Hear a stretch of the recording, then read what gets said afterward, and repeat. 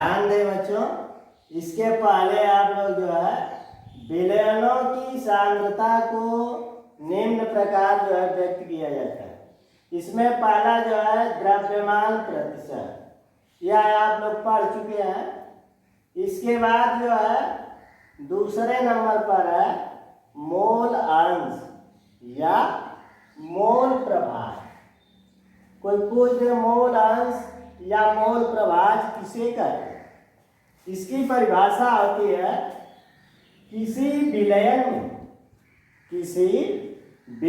में उपस्थित विलेय या विलायक के मोलों की संख्या तथा विलयन के कुल मोलों की संख्या के अनुपात को मोल अंश या मोल प्रभाज कहते हैं। याद हो गया? एक बार फिर से बता दे रहे हैं।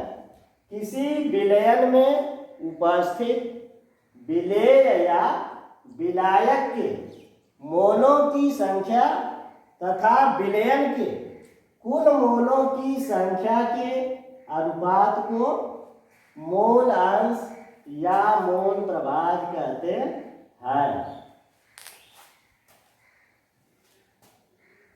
विलेय के सूत्र है, इसको याद कर लेंगे। विलेय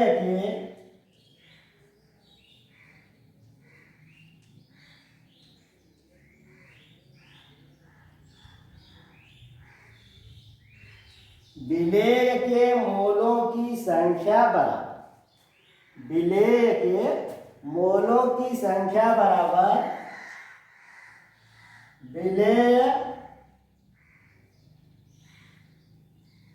के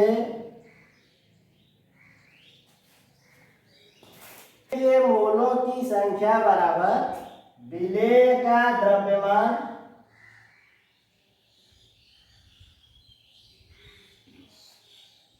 बटा विलेय का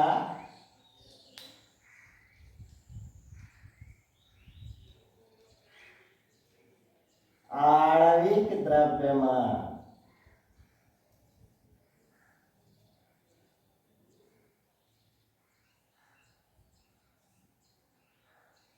ध्यान दें, विलेय के मोलों की संख्या यदि हमें ज्ञात करना है तो सूत्र याद कर लेंगे। विलेय के मोलों की संख्या बराबर विलेय का द्रव्यमान बटा विलेय का आणविक द्रव्यमान। इसी तरह विलायक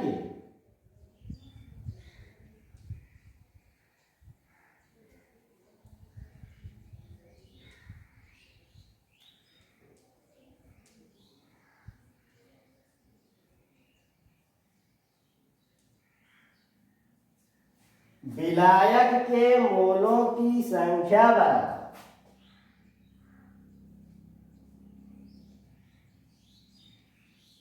विलायक का द्रव्यमान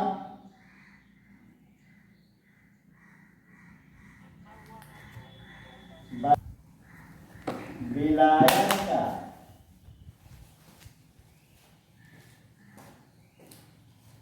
आणविक द्रव्यमान। यहाँ लिखे हैं विलायक के मोलों की संख्या बराबर विलायक का द्रव्यमान बटा विलायक का आणविक द्रव्यमान। अब तीसरा सूत्र है विलेय का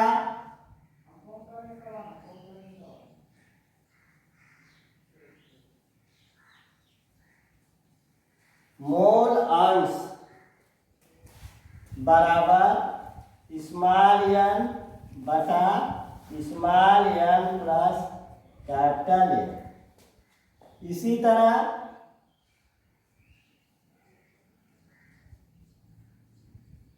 विलायक का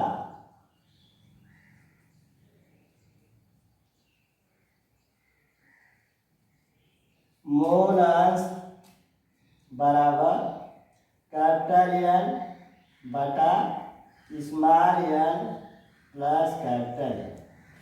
कोई पूछ दे स्मॉल n क्या है,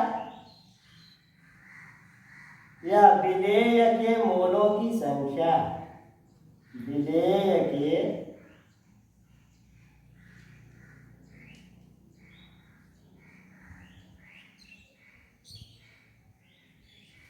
स्मॉल n क्या है, विलेय के मोलों की संख्या।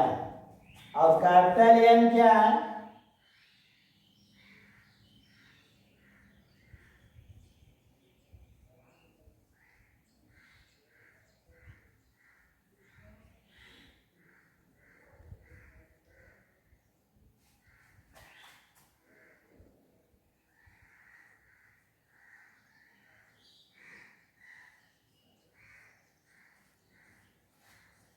कैपिटल N क्या, विलायक के मोलों की संख्या।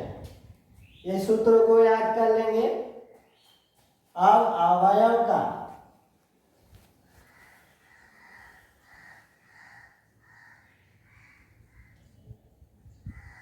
मोल अंश या मोल प्रभार बराबर अवयव के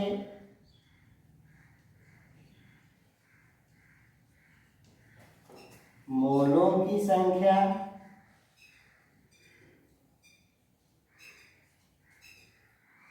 बटे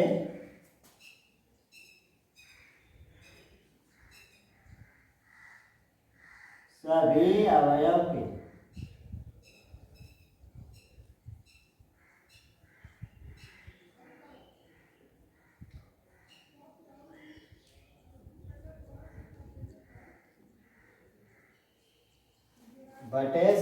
अवयव के मोलों की संख्या। इसे सूत्र को याद कर लेंगे, क्योंकि हम जानते हैं कि विलयन में उपस्थित सभी अवयव के मोल अंशों का योग एक होता है। कितना होता है, एक होता है। इसको याद कर लेंगे कि क्योंकि हम जानते हैं कि सभी अवयव के मोल अंशों का योग कितना होता है, एक होता है। एक बार फिर से एक बार दोहरा दे रहे हैं, ध्यान दीजिए। विलयनों की सांद्रता जो है निम्न प्रकार जो है ज्ञात किया जाता है। पहला द्रव्यमान प्रतिशत पढ़ चुके हैं। दूसरे नंबर पर है मोल अंश या मोल प्रभाज। मोल अंश या मोल प्रभाज की परिभाषा सभी को याद हो गया होगा कि किसी विलयन में उपस्थित विलेय या विलायक के मोलों की संख्या तथा विलयन के कुल मोलों की संख्या के अनुपात को मोल अंश या मोल प्रभाज कहते हैं।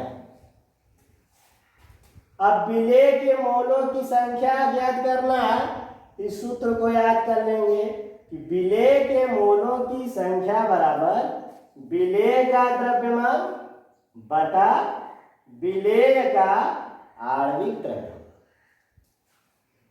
दूसरा है सूत्र विलायक के मोलों की संख्या। कोई पूछ दे विलायक के मोलों की संख्या बराबर क्या होता है, विलायक का द्रव्यमान बटे विलायक का आणविक द्रव्यमान। अब विलेय का मोल अंश बराबर सूत्र लिखे हैं स्मॉल n बटा small n plus capital N। और विलायक का मोल अंश बराबर होता है कैपिटल N बटा small n plus capital N। अब कोई पूछ दे स्मॉल n क्या है, विलेय के मोलों की संख्या है। और कैपिटल N क्या है, विलायक के मोलों की संख्या। अब अवयव का मोल अंश ज्ञात करना है, तो अवयव जान लेते ही है कि अवयव कितने होते हैं विलयन के, दो होते हैं। कौन कौन, विलेय और विलायक। तो इसमें दोनों को मिला करके लिख दिया गया है। अवयव का मूल अंश ज्ञात करना है, तो अवयव का मूल अंश बराबर अवयव के मूलों की संख्या बटा सभी अवयव के मूलों की संख्या। क्योंकि हम जानते हैं कि विलयन में उपस्थित सभी अवयव का मूल अंशों का योग एक होता है। इतना जो है सूत्र जो है ये सभी लोग याद करके आएंगे और इसी सूत्र के आधार पर अगले दिन आप लोग को सवाल बताएंगे। तो इस सूत्र को अच्छी तरह से याद करके आएंगे और ये जो संकेत बताए हैं इस संकेत को याद करके आएंगे। यही आप लोग के लिए होमवर्क में भी है, इसी को याद करके आना है और अगले दिन इसी सूत्र पर जो है आप लोग को सवाल बताएं।